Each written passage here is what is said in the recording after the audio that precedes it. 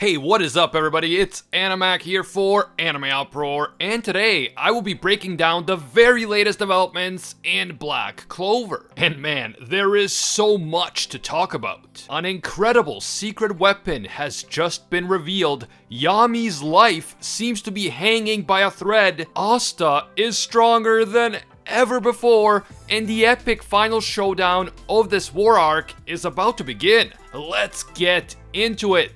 If you enjoy our content here on the channel and you want to see more Black Clover videos, please leave a like and comment, it really does help. You might think it doesn't matter, but actually every like and comment tells YouTube to promote this video to more people. So yeah, just by liking and commenting, you're actually helping the channel. And of course, if you're new or maybe you just haven't subscribed yet, make this the video that you subscribe and hit that notification bell to turn on all notifications. Finally, this video will of course contain Black Clover manga spoilers, so please proceed with caution, you have been warned. The latest installment of the story starts out in the castle inside the Spade Kingdom capital, the same castle that Nacht had infiltrated as a spy earlier on in the story. It turns out that Morris is here, the magic scholar from the Diamond Kingdom who was the one experimenting on Mars and Fauna, and who was apparently secretly controlling the entire Diamond Kingdom from behind the scenes. It seems that Mars threw Morris out of the Diamond Kingdom, so now he is working with the Dark Triad, and he is helping Dante recover from the injuries that he had sustained during his battle with Asta and Yami. According to Morris, Dante is doing just fine, and when he recovers, he will be stronger than ever. Now, remember that Morris is the guy who was able to fuse two separate grimoires together, and he is also the guy who was able to embed magic stones into Mars. So this guy is not someone that we should underestimate. Clearly his magical knowledge is vast and very, very dangerous. Also, he's obviously not a nice guy guided by a strong moral code, so he could prove to be a big challenge for our heroes. In fact, Morris says that he was the one who created the mobile fortress Candello, that fortress from chapter 229 that was powered through the forcible draining of mana from the Spade Kingdom's citizens. So it seems that Morris has been working with the Spade Kingdom for quite a while. Now, we know that the Dark Triad attacked and subjugated the Diamond Kingdom. So, my first thought was that maybe Morris was being forced to help the Dark Triad. But then, as I said, Morris confirms that he was ousted from the Diamond Kingdom because of Mars, and he seems to be helping the Dark Triad willingly. In fact, he seems grateful for the opportunity. Morris definitely looks like the type of guy who would betray his own kingdom if he got a better opportunity from a rival kingdom, so it seems like that's what happened.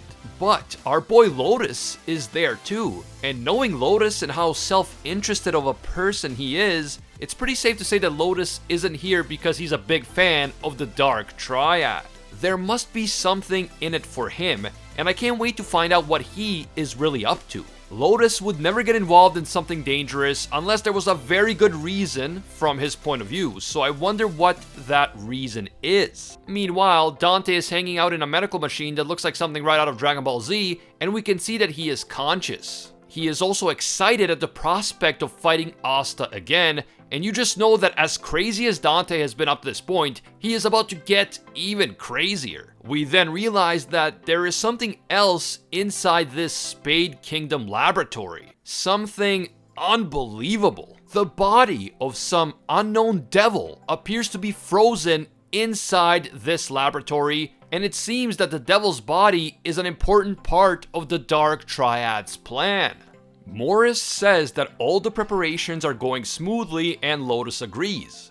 But Lotus also appears to be very uneasy about that frozen devil, although he doesn't say it out loud. And again, Lotus is not the type of guy to risk his own life for the rulers of some foreign kingdom like the Dark Triad.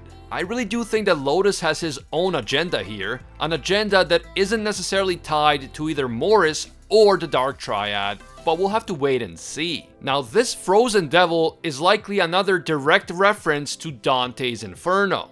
Those of you who saw my theory video about the final villain in Black Clover know that in Dante's Inferno, the devil, whose name is Lucifer, is frozen on the lowest circle of hell. But still, this doesn't appear to be the body of Lucifer, Dante's devil from Black Clover. Unless this image is misleading, the number of wings is clearly wrong, And if Lucifer's body is on the lowest level of the Tree of Qliphoth, then what would the body be doing here in the lab? So, is this the body of the devil who is on the very top of the Tree of Qliphoth? And is he maybe going to remain frozen until the Tree of Qliphoth is opened? Or is this devil a separate being altogether? This frozen devil could definitely be some sort of secret weapon that the Dark Triad plans to use to complete their master plan. Maybe Morris plans to use this devil's body for some sort of sick experiment. I'm not sure what exactly this devil is doing here or where it came from, but the fact that we got to see him now is definitely significant. This devil will play some sort of important role in the future, but we just can't be sure what that role will be, at least not yet. We then see a brief glimpse of Yami's face, or at least the bottom half of his face, before we get a look at what appears to be the Tree of Qliphoth in the making. Let me tell you, this looks extremely creepy and ominous. It's like something right out of Stranger Things, or I guess right out of Dante's Inferno. I am definitely worried for my boy Yami at this point. Things are not looking good. And yeah, William is cool, I guess, but Yami is one of my favorite characters in the entire story. So, you know, William, I wish you luck, bro, but if I had to choose between you and Yami, I would choose Yami. Anyway, the focus of the chapter then switches back to Asta and Liebe's fight against Nacht. But if you were hoping to get a detailed look at Asta's new Devil Union form and his new powers and abilities, you're out of luck, at least for now. The story picks up at the point at which Asta and Liebe have already been separated again, so they are no longer in that Devil Union form. However, Nacht says that he was just defeated. Apparently, the battle already happened off screen, oh man, what a tease, and Asta and Liebe beat Nacht. Like, wait, what? You're really just gonna do us like that, Tabata? After Asta and Liebe getting absolutely pimp-slapped by Nacht for a bunch of chapters, they now suddenly managed to defeat him and we didn't even see it? Oh, I guess Tabata wants us to wait until the real battle against the Dark Triad begins before he reveals Asta's new form and new powers. Which, yeah, it makes sense, but damn, what a tease. Interestingly though, after being defeated by Asta and Liebe, Nacht says to himself that once it reaches its true potential, anti-magic will become the strongest attribute of all. Which is really crazy when you think about it. If anyone knows about strength and the potential of devil magic, it's Nacht. So the fact that he believes that anti-magic has the potential to become the strongest is a big deal. Asta thinks that the training is now over, so he tells Nacht that they need to hurry and go and save Yami, but Nacht says no. Asta and Liebe did manage to unlock the Devil Union mode, but they were only able to hold it together for a brief period of time. They still haven't perfected this Devil Union, and if they get caught inside enemy territory and they can't hold the Union together for long enough, they will be killed. So this training isn't as easy as Asta thought it would be. He and Liebe must still train even harder, and they must learn to perfect their Devil Union before the real battle begins. Nacht then reveals something important to Asta. It turns out that even though Nacht previously claimed that he hates the Black Bulls, and even though he claimed to have been away from Black Bull's HQ for years, he was actually using his shadow magic to keep an eye on all of the Black Bulls, including Asta.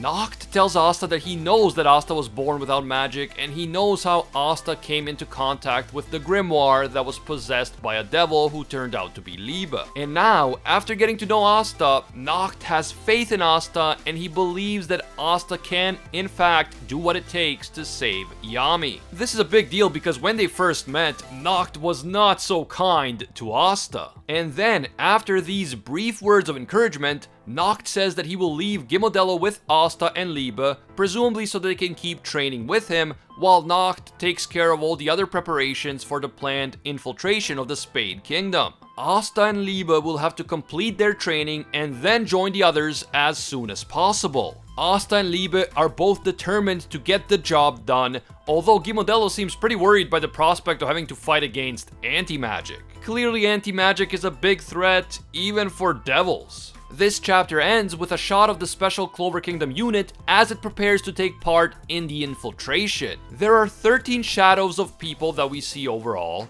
but only 9 of the individual people are actually revealed at this time. We see Rill, who apparently got a haircut, Charlotte, Dorothy, Jack, Nozel, Fugolion, Langris, and Yuno, and all of that makes sense. These are some of the strongest mages in the entire country, Magic Knight captains and vice captains. They really are the best of the best, but then, standing in the back just behind Jack, we see someone else. We see none other than the one, the only Seke di Bronzaza.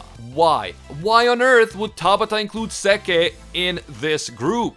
Does he not realize that if Seke is going, then all the other mages are not even necessary because Demon King Seke would annihilate the entire Dark Triad by himself without even trying? Damn, man. I was really enjoying this arc so far, but it's about to get real boring once Hakaishin Seke takes out the bad guys in like 4 seconds, and that's it. Arc over. Seriously though, including Seke is kind of a flex by Tabata, not gonna lie. He is definitely giving the fan base exactly what we want, more Seke memes. And I for one am 100% on board. Also, maybe Seke has been promoted to vice captain of the Green Mantis squad, so that's why he was invited. If so, props to my boy Seke. I mean, he could have easily taken over as captain, but out of respect for Jack, he settled for just vice captain. What a kind and benevolent ruler our Lord Seke has become, and Lord Seke is the true secret weapon in Black Clover. He is the real wild card of this arc, and I can't wait to see what he is about to do. But this last scene really got me wondering. Since we see 13 shadows there, but only 9 people are revealed, who are the other 4? Who are the ones that we still haven't seen? Is Nacht already there with them? Like, is this happening in the future? Or are they still waiting on Nacht? Is Mereoleona there? Is Julius there? Is Zora there? Is Magna there? Definitely let me know who you guys think made the cut for this special squad. Also, what are your thoughts on that frozen devil? Who is he and how does he fit into the Dark Triad's plans? Don't forget to leave your thoughts down in the comments below. If you enjoyed this video and you want to see more Black Clover content right here on the channel, please leave that like, it really does help. And if you're new to AnimeUproar or you haven't subscribed, make this the video that you subscribe and hit that notification bell to turn on all notifications. You really have to go through the trouble of hitting that bell and then selecting the option that says all. If you don't do that, you're still gonna miss a ton of our videos even if you are subscribed. It's annoying, but that's how YouTube works. You can also hit me up on Twitter and Instagram at AnimeUproar. I want to give a big thank you to all of our AnimeUproar patrons for making videos like this one possible. A special thank you to Alpha Sigma, a disciple of Lord Twigo himself.